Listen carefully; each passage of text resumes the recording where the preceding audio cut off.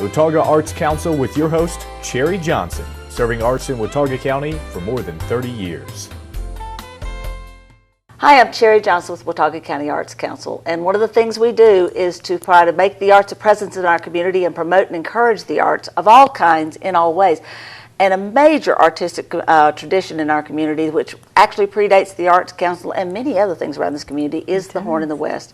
Mm-hmm. It's a theatrical production that has survived a lot, gone through an awful lot over the years, and especially in recent years, as outdoor drama has changed a good bit over the years. When they started the Horn in the West, I imagine I was a little one, but I imagine that it was a big trend, a great big deal, you know. Yeah, it's not, you know, there's a lot more stuff you can do now, technology and whatever, and it's kind of cool to go back to the real stuff, back to Horn in the West, back to other outdoor dramas, outdoor drama in general.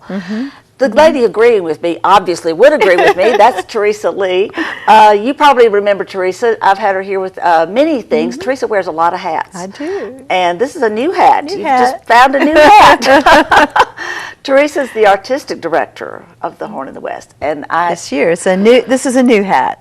It is. And when I heard, wherever I heard it, that she had been awarded that, I immediately emailed her and said, good, this works, because it made so much sense to have someone like you in charge of this production. Well, thank you, Cherry. So I think that's a great thing. Well, like you say, theater and the arts are such a presence in our community. They really are. And this is, you know, not to overuse a metaphor, but this is really the grandfather of the theatrical and really arts events in this community. There's just a 63, this is our 63rd season of producing Horn in the West. And, but this is my first year doing the production. Is it your first year associated at all with Horn in the West? No. Actually, when I came to Boone about 25 years ago, I got involved in Horn in the West doing the children's theater over there. Oh, yes. And helped them write a grant and get the children's theater program started. We have a children's show every summer that goes along with the programming. So yeah, that was my first association with the organization. But and many of your students over the years have worked with Horn in the West. Yeah, I'm a professor in the Department of Theater and Dance, and many of our students over many years have acted in and also been behind the scenes at Horn in the West. And that's one of the reasons, I mean, there's lots and lots of reasons why I was excited to have the opportunity to direct the show. But, you know, one of my particular interests, you know, is to be there and help with the further the training of not just my students, but a lot of young people do the show because they're beginning their careers, and it is outdoor drama, and it's not for the faint of heart. It's a rugged endeavor to come and do a theatrical production 6 nights a week.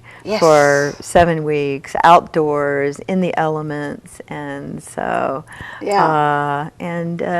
it does pay, but the pay is, you know, not the probably the most in terms of the kind of acting jobs you could get that some seasoned actors who you know, they've been doing it for many years would be able to afford to come and do. So anyway, we have just a terrific cast assembled this year, and just a delightful. We actually really do have some seasoned actors. When I was saying that, I was thinking, no, we really do have some very experienced, wonderful actors that are helping to carry the show this year. Now, describe your job. I mean, you and I were talking before we started this, and about casting. And I saw you adjusting costumes and that kind of thing, you know. So tell me what your job's about. Well, my job with the organization started back just in March, and it involves casting the show and helping with assembling the technical crews as well. I've had, a great team of collaborators and a great team of designers and some of those technical are folks you've staff. worked with for Yes, years. this year.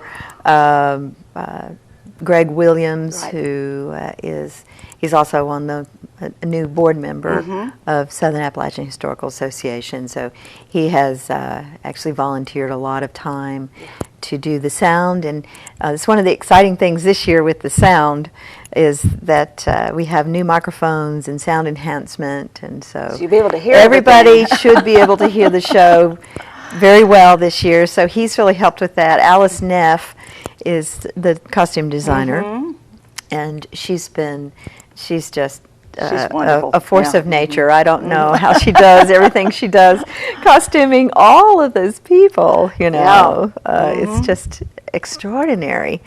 She sews very fast. Well, and she's also just very resourceful and very She is. clever, and she has a lot of good help too. And, That's great. And behind the scenes. And then we have a couple of local folks who have come and volunteered their time to spruce up the set. The story's a little different this year. One of the scenes that used to take place in Governor Tryon's palace now takes place in the home of Judge Henderson. So Wendy McNeil has come and lent her hand in repainting that scenery. Okay. So that's going to have a different look. We have a little bit different take on the show this year. Well, I was going to ask you about that. I had heard several times that there were some changes.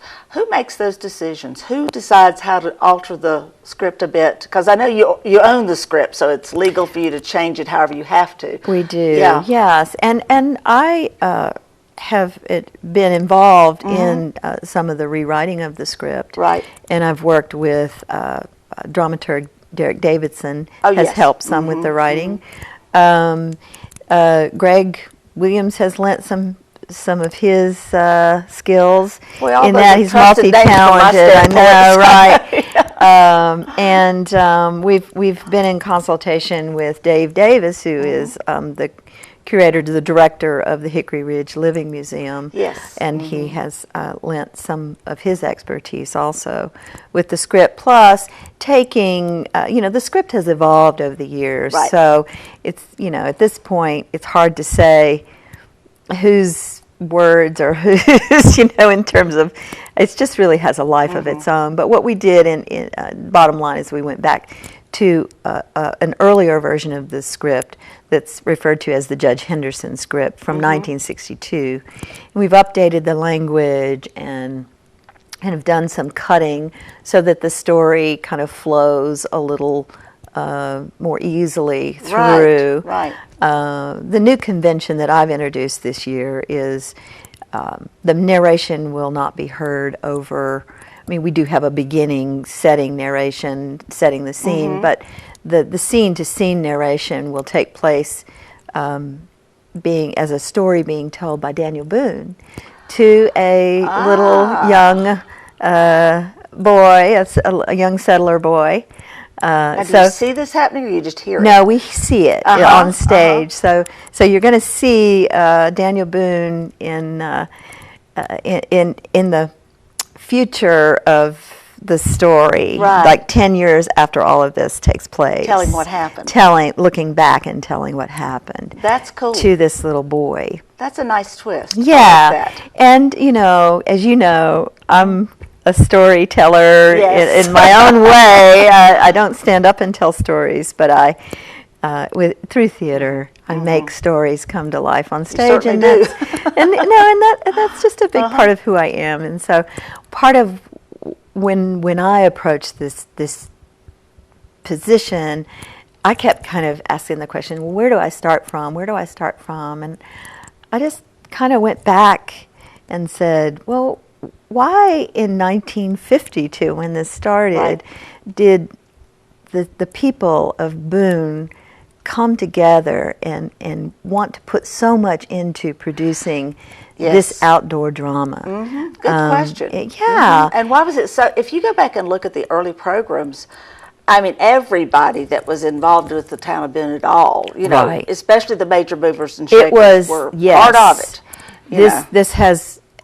This started very much as the town fathers and mothers of that time Telling our story. were extremely supportive. Amazingly. And they were the movers and shakers of getting this started. And of course the Winkler family that donated the 35-acre Daniel Boone Park to the town of Boone. And they've stayed involved all these for years. the purposes of producing Horn in the West and educating the community about its history.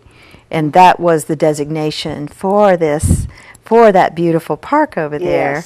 And we're so fortunate that it has remained there. It is a treasure right in the center of Boone that I think a lot of people really who live here are either underutilize it or they're under aware of it. They may know it's there, but they don't really come by and spend time there. And I'm telling you, it really is. Well, and I'm as guilty as anybody of saying, well, beautiful. I already saw it, but you didn't already see it. Not this one.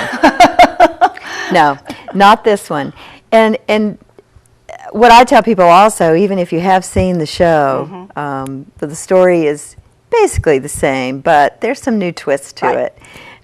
There won't be the Indian fire dance as we've seen it before, but there will be a new, exciting, dramatic moment at the end of Act 1 that was full of suspense. So they need to come and see what that is. That's great. Yes. Now, we were talking about how that it's, not only is it a wonderful thing, of course, to bring out-of-town family to share your community with them, but it can be an entire evening. Oh, my. Because there's so much to do. It's not just come and sit in a theater and bring your blanket or whatever in case it gets cold. Right. Yeah, there's a lot more to it. Absolutely, absolutely. The show starts at 8 o'clock, and it runs Tuesday through Sunday night. We're only off on Monday nights.